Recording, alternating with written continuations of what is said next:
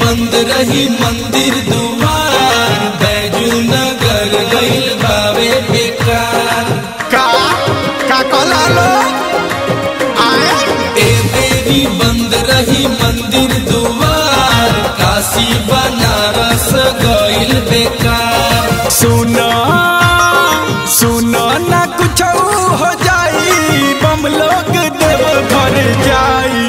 बंद होई देव घर दुआरी, तगटवे पे जलवा ढराई।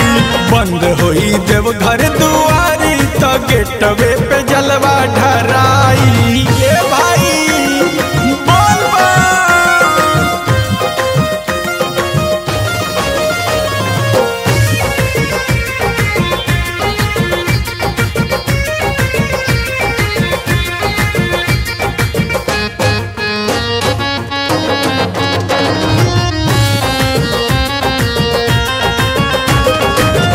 साल हवा से लोग बात जाला, 24 घंटा में जलवा ढाराला।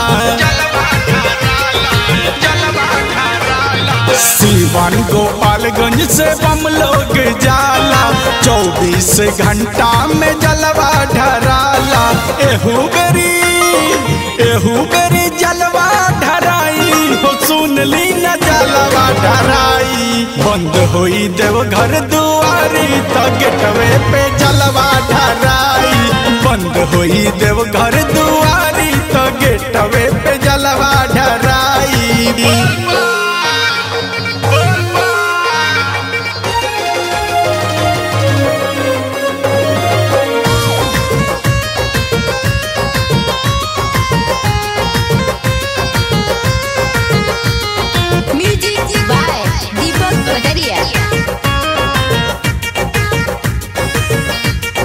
आराया बेतिया से बम लोग आवे, बक्सरिया बलिया के सभे नचावे। बुलबुल समीरवा फिर गीतिया हो गावे, बाबा हो नाच नाच के मनावे। बम बम बम बम बोलत चले पैदल, न पावे हो कवनो सवारी। बंद होई देव घर दुआरी, तो गेटवे पे जलवा ढराई। बंद होई बैजू दुआरी, तो गेटवे